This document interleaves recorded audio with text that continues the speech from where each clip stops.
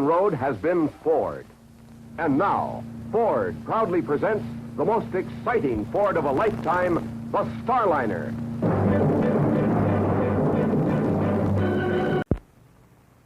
It handles like a breeze, gets up to 30 miles per gallon. See the 61 Falcon at your Ford dealers now. What does all this have to do with the 1961 Ford? Well, let's take a look at its skeleton. You see, for years, automobile engineers have been working on the problem. Say goodbye to grease racks. With the new 61 Ford, you'll normally go 30,000 miles without a chassis lubrication. And this is just one of the time and money-saving features of the revolutionary new 61 Ford, the car that's beautiful. They search for the unexpected. Ford has it. The Ford Mustang.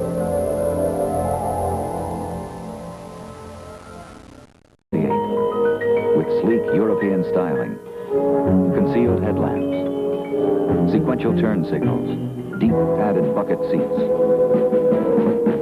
and a luxurious cat-quick way. There's one thing that all of these commercials have in common, and that is they're all 1960 Ford commercials. And why I'm showing you? Oh, let me just tell you why.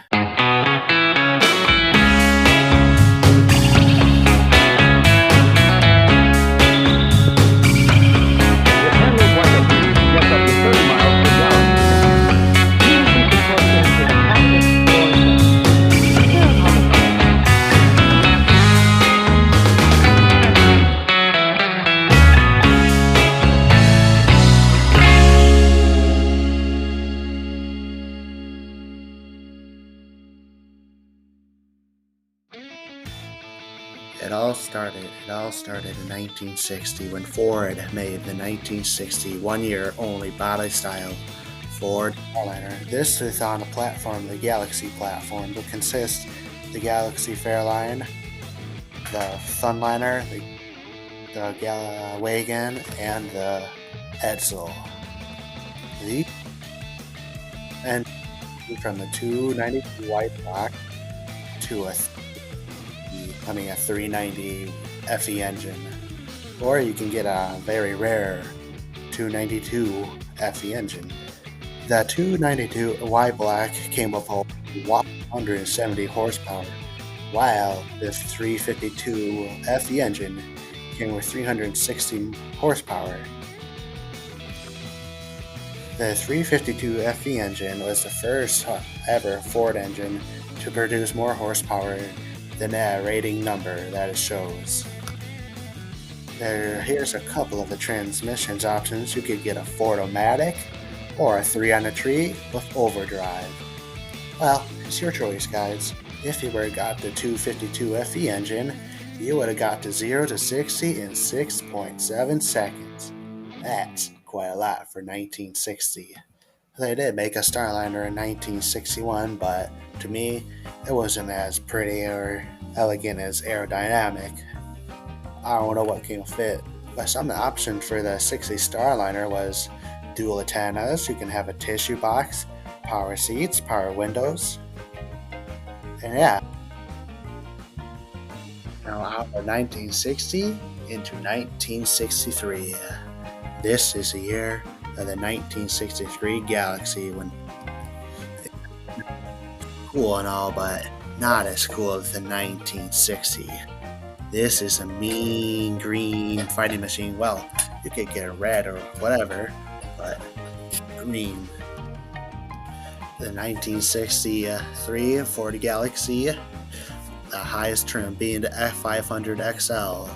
That thing came with a beastly 390. 427. That thing has a lot of horsepower. In fact, it was so good that they used it in NASCARs. The Galaxie won 23 whole races. 23. That's more than any other car brand in that year, with Plymouth being at 17. 23. You gotta give it the fat Ford. Also, people like to use this in drag racing since it came with a pretty nice 4-speed transmission. With that, it's 427 horsepower. That's a lot. Whoops. These things would rain races daily, day after day, week after week, month after month. Well, let's go into 1960. A secret team in Ford's development team was like, hey, you know what? We need to get some cars to appeal to the younger audience. So what they did, they made a concept car, which is now called the Mustang. They almost named the Cougar did, but they named the Mustang after a P-51 fighter jet. How cool is that? April 14th, 1964. Ford had revealed the Mustang at the New York Fair. It was huge. People were everywhere for it. But yeah, I wish I was there to see it, you know? This Mustang sparked a whole new era of cars. Muscle cars. Yeah, I know there was other cars before it, but yeah, I think the Mustang is really one that sparked it at all. Engines options for this was the inline 6, a 4.3 high power Ford V8, small block V8, 289 cubic inches. Also, the transmission options were, it came with two 3-speeds and a 4-speed manual. That sounds pretty fun to me. January 27th of 1965, Ford has made the first Ford GT 350, which had a 306 high-powered V8. A couple years later, in 1965, that's when the GT500 was released. Now that's a mean beat. The GT500 had a 428, which made a 355 horsepower, 0 to 60 in 6.5 seconds. That's the same 0 to 60 as the Starliner. Wow, who would have known? In 1969 was the year that the Mach 1 was made. Also in 1969 and 1970 was the FAW 302. To this day, the Mustang is still in production. And they made a Mustang 2, the Fox body SN97, S198, S197, SN95, the S650, and now the S750. S550 and 650. My opinion, the Mustang 2 was pretty ugly. The Fox body Mustang was too boxy. It wasn't like this. I think it was with the New Edge Mustang. They had finally made it decent, but those engines were slow. But the generation after that, that retro style Mustang, perfect. Well, that engine in it, when it first model year, I wasn't perfect. In 1964, the Mustang wasn't the only thing cool that was made. The Ford GT40. In 1963, Henry Ford II wanted to buy Ferrari, but they told him to get out of his office. Brody Lund and Ryan Began was the team who designed the Ford GT40. Before they got Carroll Shelby, Ford made many attempts to win Ferrari at Le Mans, but they didn't work out. So Henry Ford II went to Florida Man, Carroll Shelby. You know what Carroll Shelby did? He removed that 289 with a 427, not the 428, the higher horsepower 427. So in 1966, Henry Ford went to Le Mans with Ken Miles, as one of the drivers. If you don't know who he is, go watch Ford vs. Ferrari. And also I have links in the description for videos for this guy. Not only Ford got first, they got second and third, winning the 1966 Ford Le Mans. Ken Miles sadly passed away testing a Ford prototype. I don't know if it came in production or not. I don't think so.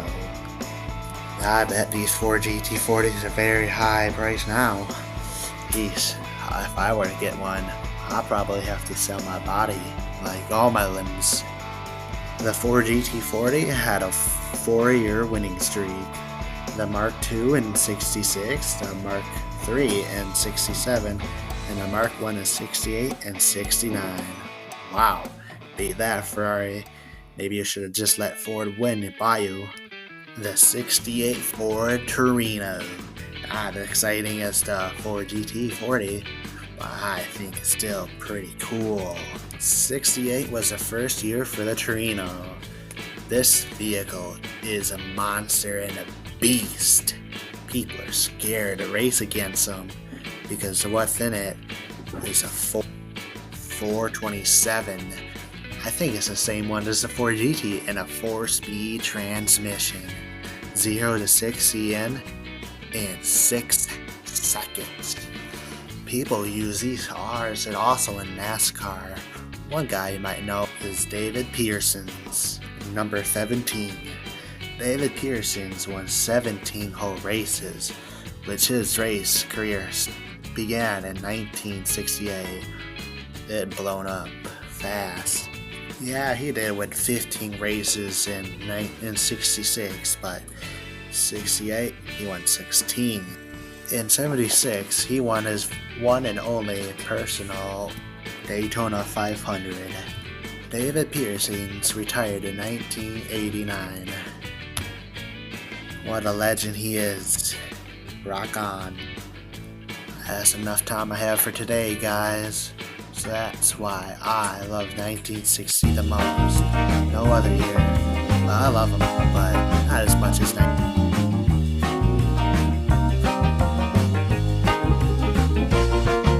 Here are some honorable mentions.